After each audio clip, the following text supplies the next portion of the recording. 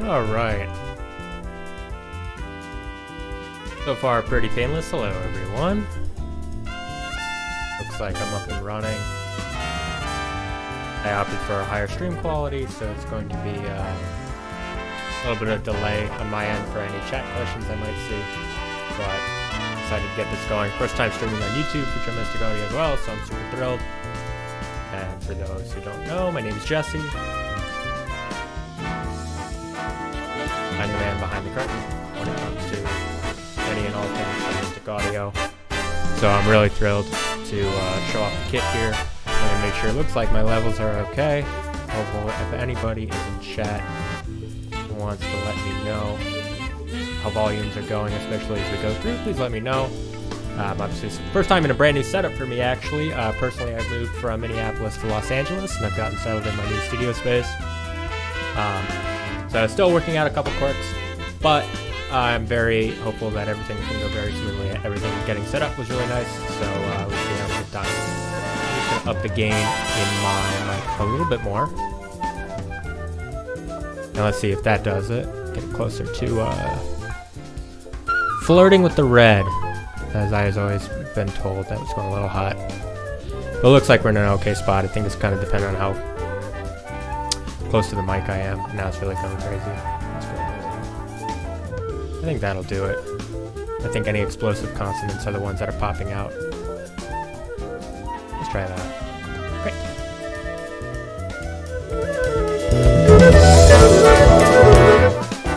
Cool. It's all managed there as we go. We'll go in just a moment. I'm going to just make sure the last of this is set up, and then we'll go and check out the kit. Let some folks come in as well.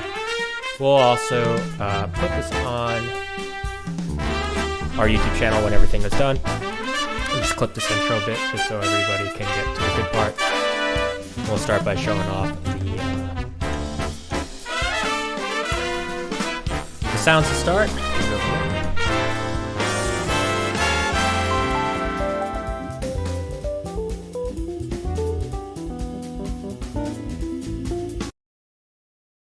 Close that out. All right, we are going to go ahead and get started in just a moment.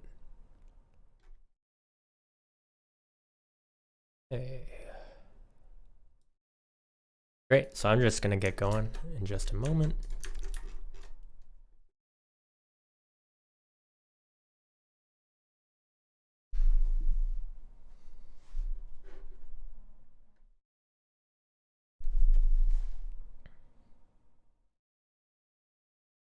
Okay. Let's go from here.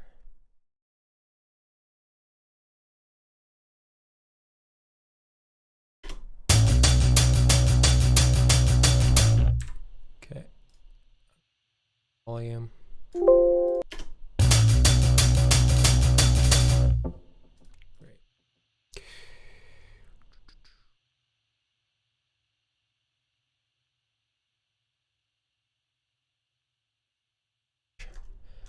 All right, we're ready to hit the road going. I'm going to just start off by playing the track that you may have heard on our promo material and just see what happens from there.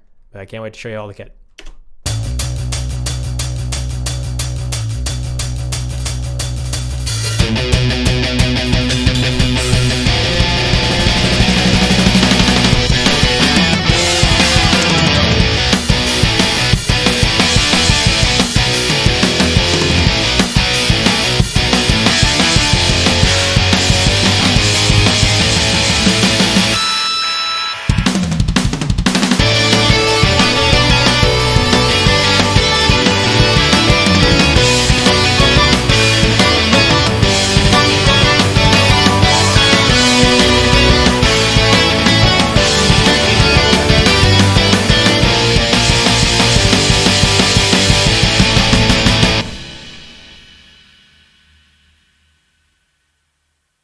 All right, so welcome everybody. My name's Jesse Myers. I am the man behind the curtain when it comes to all things at Drummistic Audio. I'm so thrilled to be showing off our second drum library that's available now. It's been available since January, the Shonen Kit.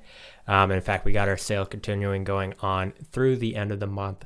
at a nice solid discount. So I hope you grab it when you get a chance, and you can always refer back to this video later on for any ideas on how to work the kit and some general setup and basic ideas to get going. I will say for the setup guide, there's already a signal output and multi-output setup guide available on our YouTube page, so feel free to check those out as far as getting the kit situated. But we're going to go dive into more about what's in the kit, how to operate it, and maybe some tips and tricks along the way, and show off some sounds. So I'm really, really excited about that. And I got my notes here to make sure I stay on track, and hopefully we'll keep this pretty short and sweet so that you can always refer to this as you need to. I'll also be sure that when we have this as a video on demand on our YouTube channel, that will have timestamps available so that you can check everything out at your leisure and make sure that you're just getting the bits that you think are going to be most helpful for you. So without any further ado, this is the Shonen Kit. I am super thrilled and super proud of this kit that was recorded at 8VB Studios in Minneapolis, Minnesota.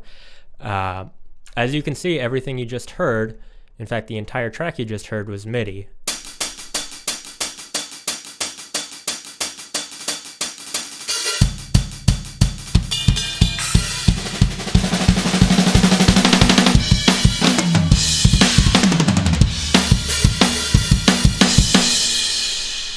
And what I'm super proud of with this kit is the realism that it captured and the quality of sound that you get to start off with. We recorded a lot of instruments, and we've given a lot of flexibility, especially towards overhead and room control. And the general idea behind this kit was giving you a blank canvas to do whatever you needed to do when it came to the sounds of anime or JRPGs or punk rock, or anything that just requires a little bit of that realistic sort of rock and roll feel without necessarily diving into the realm of heavy metal. I would say right away, this is not necessarily a kit that was designed for that sort of tight, highly produced metal sound. This was more designed for something that you might hear in the 90s and the 2000s, and I'm sure there are plenty of other great kits out there that can accomplish that metal sound for you. But this is generally speaking that sound you might hear in games like Octopath Traveler and Xenoblade.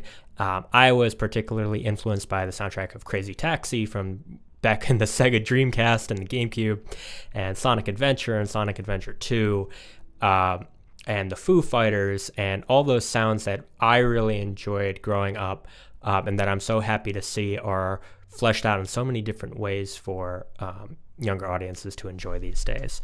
So when you do open the Shonen Kit in Contact, and I'll just get rid of the browser here so you don't need to see all my junk,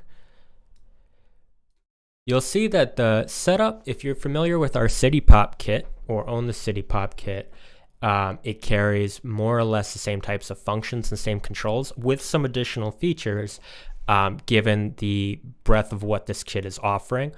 Despite all of the extra instrumentation, the extra controls such as the overhead and the room here, you can see our memory handling is still only at 162 megabytes, which I think is just fantastic. I think if you go to any other kit that's of similar size, usually their memory is at about a full gigabyte.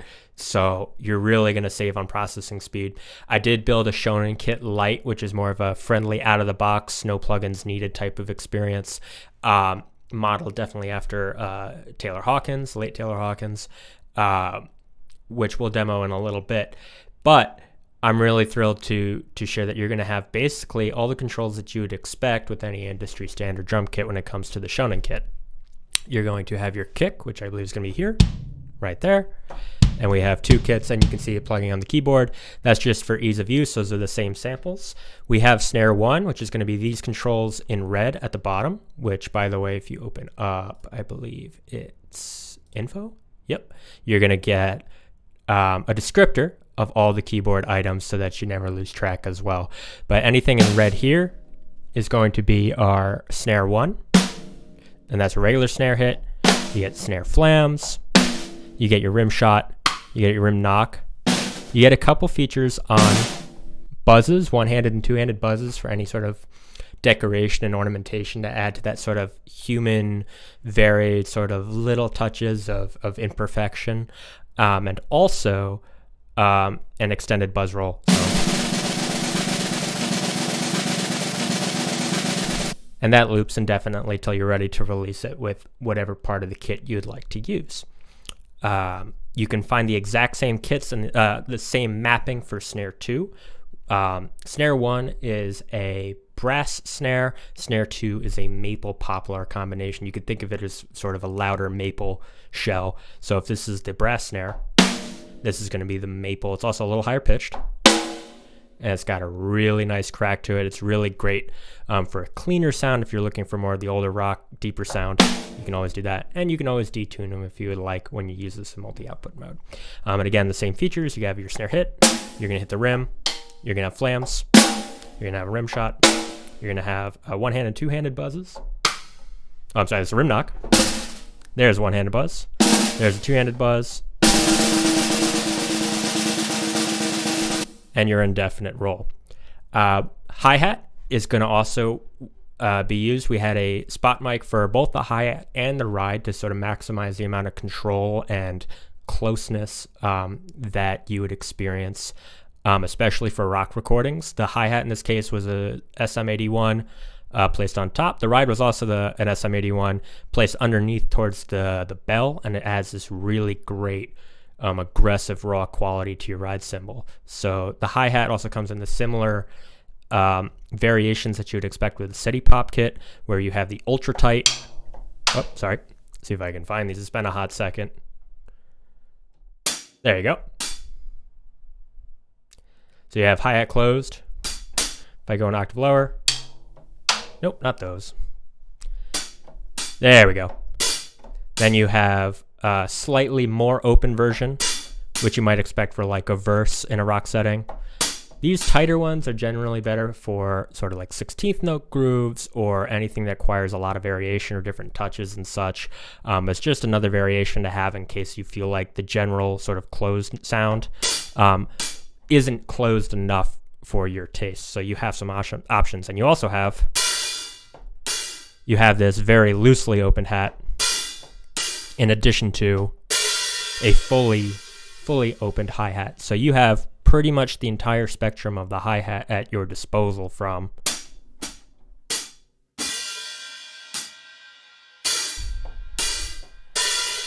and as you just heard, there are some foot splashes variations. There's both foot closed variations and foot open splashes at octave intervals. So you have the whole kit and caboodle when it comes to maneuvering and manipulating the hi-hat however you want. Again, the big premise of this kit is a blank canvas with your ability to maneuver touch however you see fit.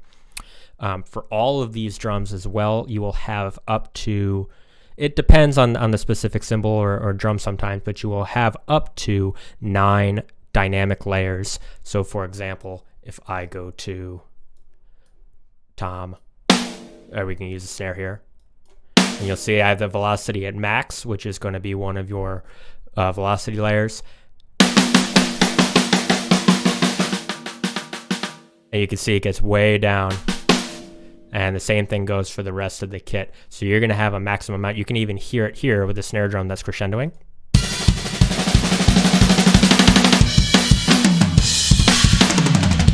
So I can give you a hint to the musicality that you can expect with the amount of touch and the amount of layering that went involved to making this kit happen. So I'm super happy with how that turned out, and I think it just really, I just couldn't be happier with that whole process. And shout out to Charlie Bruber at AVB Studios for just being on the desk side of things and allowing that process to be as smoothly as possible.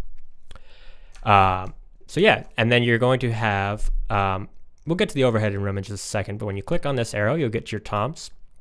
I've given even more flexibility to your tom controls than you might expect with the City Pop kit. You're going to have control over each individual tom as separate output channels so that you can adjust things with a little bit more fluidity and flexibility.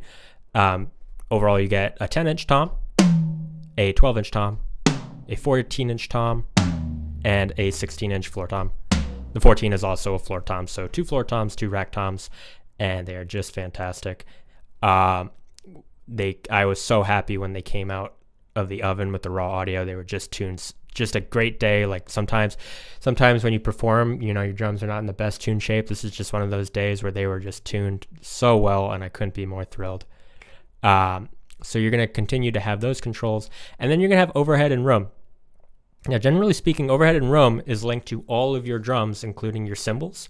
So you can be careful with how you balance you can balance your hi-hat with your overhead to get the hi-hat sound you want, as well as the ride. All of your crashes will be heard in your overhead and your room mics, and you can adjust those however you wish. Now, because I'm in multi-output mode, my overhead and my room are controlled here. So just to give you an idea of what that sounds like.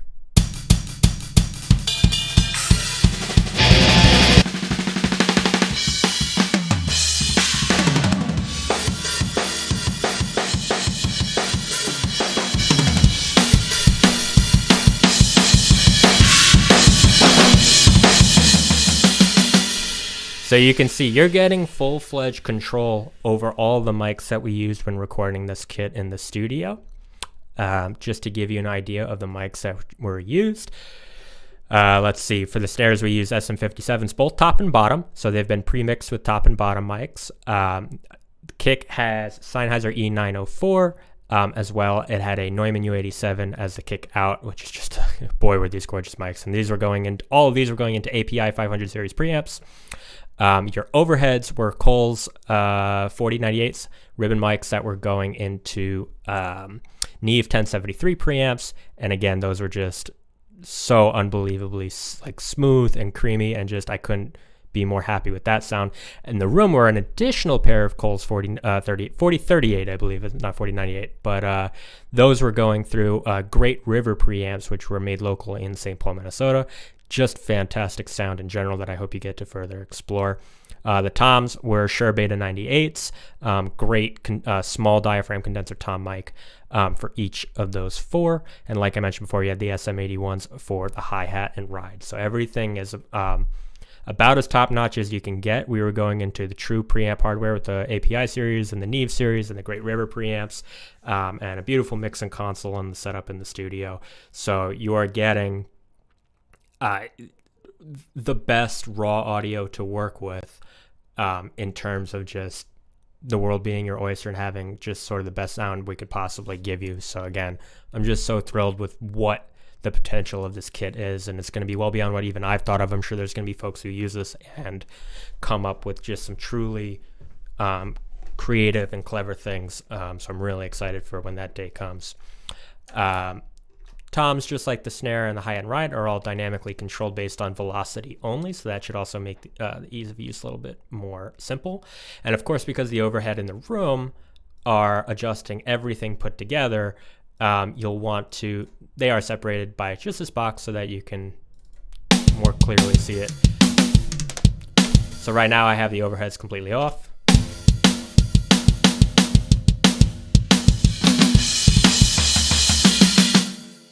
And now the room.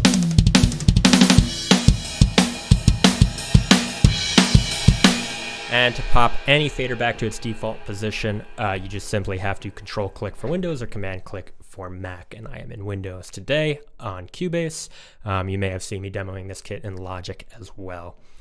So as far as the GUI, GUI is a basic setup and is more, I would say, feel free to use this GUI when you feel like you want to make a quick sketch, or you don't want to be too time committed to the parts you're making, and you're looking for something that can churn out relatively simple parts and something that can just, where time is of the essence. You're going to get a send reverb to a plate reverb built into Contact for each channel.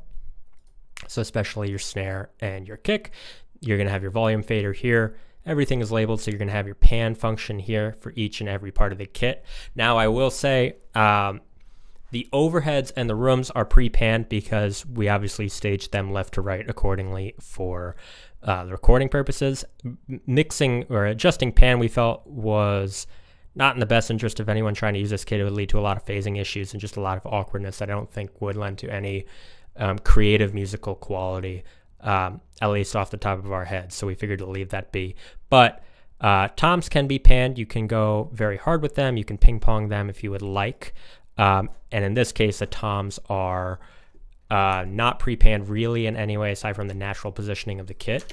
That being said, a lot of what I do, and for the purposes of the whole multi-output setup, which you can watch the tutorial on, I believe, oh, I didn't even pan them here. So you can pan them here in your multi-output setup or over here in the GUI, it's going to do the same effect. So I can do something like this and maybe get a really wide setup, and let's see what that sounds like.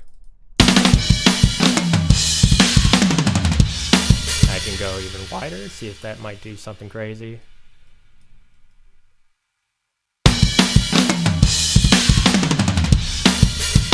So you can hear how the panning affects that.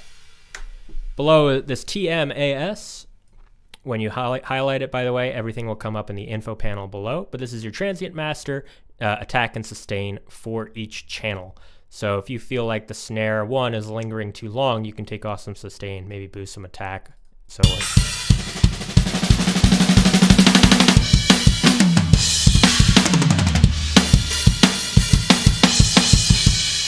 and you can hear that when I go fully to the left on sustain, it can get a little too clipped off. So be sure to use that with caution to get the sound that you're going for. But hey, I've heard some really cool drum parts being created using acoustic kits that get cut off early and just creating these great sort of like stuttering effects and such. So we figured to include the maximum for that.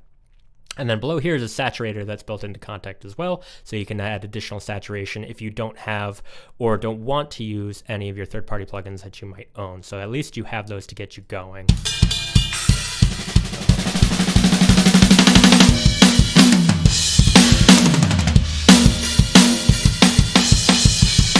So you can see you can really max it out if you would like. I have again opted to, in multi-outputs, I'm using Spectre as my saturator. I have the same transient master just as a plugin on the side. It's the exact same one that you'll feature in Contact.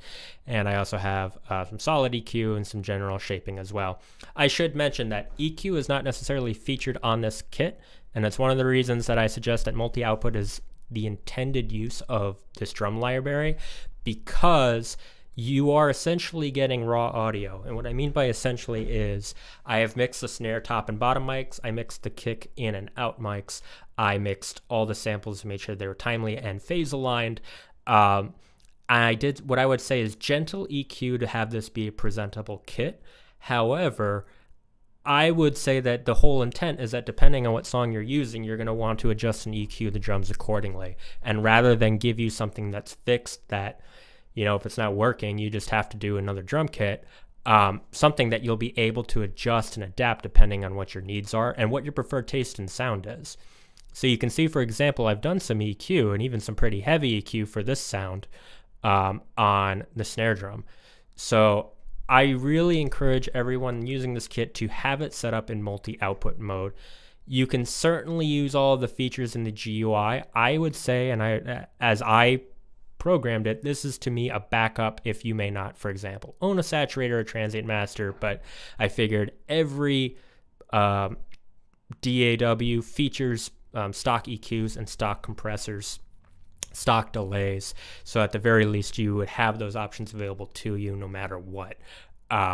So you shouldn't feel shy for any of the things that you may need to get started. But again, the intended use of this, and even the City Pop kit as well, I would say is multi-output. It just gives you the most flexibility, the ability to try out different things for each tom, and just have the world be your oyster. I almost liken this to a string library more than I would a drum library, in terms of you're going to want as much flexibility as possible. And when you're programming parts, it's not necessarily a play and set and forget. It's more of a sculpting process. It's more of a time for you to really dig in and access the sound of a live performer when you might not have one readily available, or might not have the budget available to do something like that. So that's sort of the intended purpose, and I really strongly suggest that, and to follow the multi-output setup guide. You can do a single output, and I've shown this in the single output setup guide before. All you have to do, if you would like to do that, is click on the wrench here, and you're going to scroll down until you get to the instrument buses, and you can see that each bus is coordinating with this output channel within Contact, and that'll co-align with the setup guide. All you'd have to do, for example, is move each one to stereo 1, and I'm just going to move this back to stereo 2 because in the way it is, and now I can have each of them have a separate output as a rack instrument and just have that flexibility that I mentioned. So that is a really vital piece of understanding this kit that I would just, again, strongly suggest keep things in multi-output mode. And you can do single output if you want. Maybe do single output with a Shonen Kit Lite, depending on what you're working on, which is basically a bridge version of this kit. Shonen Kit Lite, as I'll show you, you're going to get same great sounds. I have, in this instance, pre-mixed everything. You will have a great sound. It was modeled after Taylor Hawkins. That was sort of my go-to reference for creating the sound.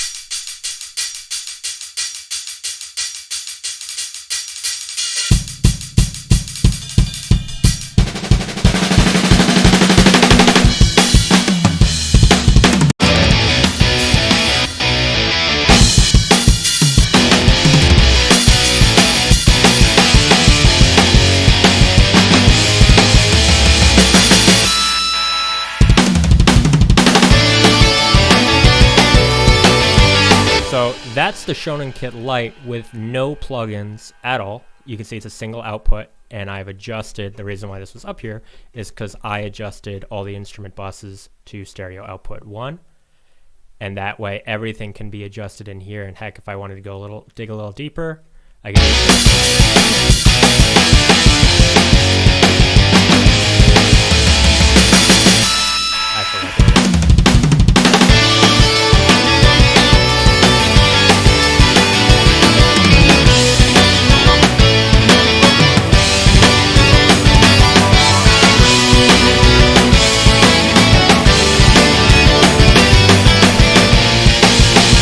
So you can see that it's the exact same MIDI as what I used for the Shonen Kit, the full rendition of it, and you're going to get a great product regardless. The only difference being that these are pre-mixed samples. They are completely different samples from the Shonen Kit, so that you don't have to use any third-party plugin. So let's see if it'll actually play it if I solo it.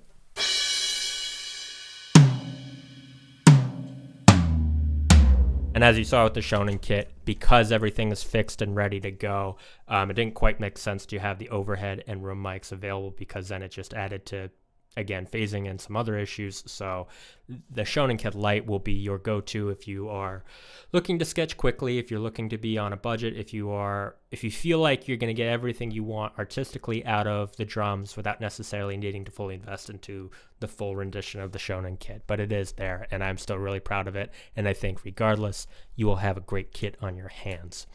So with that being said, let's see if we could talk about, let's see what else have I written down here. We've got the keyboard covered. I would say general tips and tricks, just like the City Pop kit, is to look for variation in your hi-hats. As you can see here, I can even solo the hi-hat.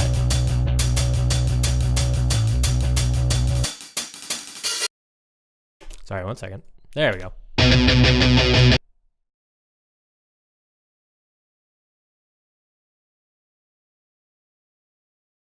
One second. I gotta, there we go. There we go. Cubase is always a little awkward.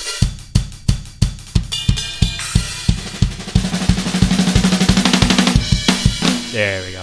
So yeah, you can see that I'm creating variation within the hi-hat. I'm using both the open shoulder, using the shoulder of the stick to hit the edge of the hi-hat, and also using the tip of the stick to hit the top of the hi-hat. So I'm creating that natural variation. The velocity mappings are in groups of 20, so 0 to 20, 20 to 39, 40 to 59, so on and so forth, until you get to 120 to 127. Those are sort of the maxed out versions for each of the instrument layers. So you can see I have 80 for each of these, and I'm getting a natural lilt. So everything's been pre-mixed to allow for that to be as easy as possible. Another thing is that I have the snares mapped identically an octave apart. So if you feel like you need to demo or audition snares, you can simply do this.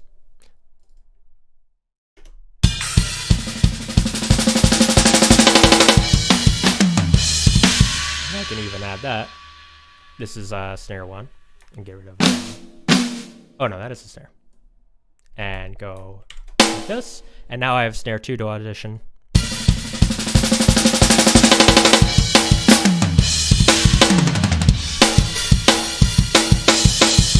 So So right away, I get the option to audition both. Now I think for this style of music and for where everything sits, we want the lower one. The brass snare to give more of that true punk rock sound. I think the maple one will be great for faster tempos, especially because it's just in general is shorter, more crack heavy, like in terms of the rim shot sound, almost like a drum and bass type of pop to it. So rock. Maybe if you're playing like something that's in that tempo, you may want something that's higher and brighter, but you can adjust accordingly to your tastes. Toms you can map out accordingly here. I like to vary how I do my tom fills, so you can see I'm trying to use all parts of the kit to just maximize the coloration. I'd also say generally that because everything is created with the intent of feeling like you have a live performer, making sure that you do as often as possible writing parts that drummers can actually play. So for example, if you have written a snare drum, a floor tom, and a crash cymbal, that would require 3 hands. So that ceases to become possible and might not be as realistic as you're hoping for a library that's generally aimed at producing more realistic sounds. So, and you can see here I can demo different hi-hat sounds as well. So I can do, for example, I can do sloshy half open. If I want to cut off some of that time, I can even go back to a more closed sound. Or even do the ultra tight. And you'll see it's not going to work in this context, but matching the intensity of the guitars is probably best handled here. You get the exact same sample there, and you'll notice that when I release on this E flat, one more, that it closes immediately. And that way, if you wanted to do some open and close disco or open, choked effects, you can do that as well. They're the exact same sounds. I also added opening the hi-hat with the tip of the stick. So those are actually different. There's a little subtlety to it. I think I like to go a little too crazy sometimes with these hi-hat variations, but to me, when you're playing rock music, you want that bass and snare to be as consistent as possible. And a lot of that human interaction can come from your hi-hats. As a heads up too, everything just like the City Pop kit is in round robin ×3. So you're going to get some natural human variation in everything you play as well, just to further that sound. Believe me, we discussed doing no round robin, but it just comes off as this very clunky mechanical sound. I couldn't think of a reason why it would work for this kit. So believe me when I say I don't think you're missing out on much to not have that round robin option available to you. Or having it fixed, I mean.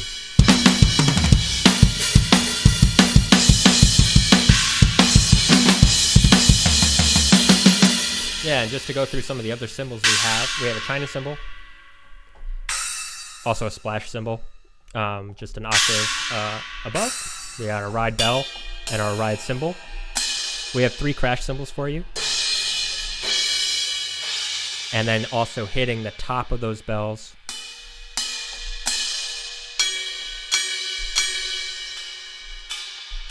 So you have about as much variation as you can possibly want, especially if you're adding little sparkles and rolls at the end of a song, like in an outro as everything's fading out, and a drummer might, in the live moment, sort of add those colors. You can have that available as well.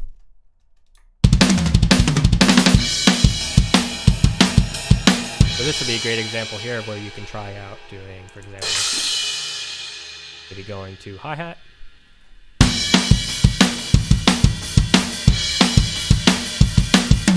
It's like, okay, maybe I want to keep the ride.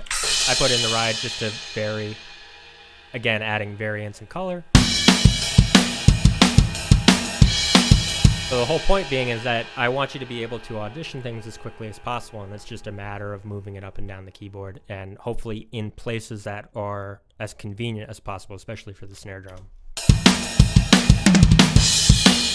if you don't like this crash cymbal, for example, you can just move it and just see where it might fit and start creating and sculpting the parts as you see fit.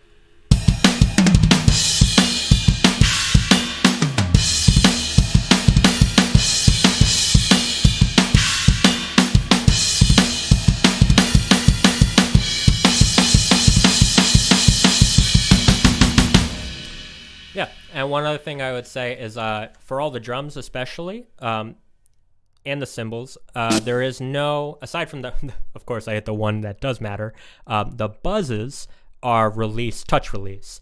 For any of the normal hits, because these are just staccato drum instruments, it does not matter what length the MIDI is. So you can program a little bit more efficiently as well if you're working with things primarily in 16th notes. It does not matter if this is a 16th note long or quarter note long. It's going to be the exact same length. It's just a fixed snare drum sound. If you want to control the release or cut it off prematurely in a way that's sort of stylistic, again, I would say that's where you can open up the GUI, go, for example, to the sustain, and just max it out all the way to the left so that you can do whatever types of effects you're looking for. I'd also just be careful that you either choose to balance everything in your GUI or you choose to balance everything in your in your general DAW window. I tend to opt for the DAW window just because, as I am a performing live drummer, and I also not only work with this library, I work with actual audio waveforms. To me, it's just more consistent to constantly see everything in the same windows all the time and just have that sense of familiarity. So it's really up to you what you would like to do. Apples and oranges in that case. So with that all being said, what I really hope that all of these aspects of the kits fulfill whatever you're looking to do musically.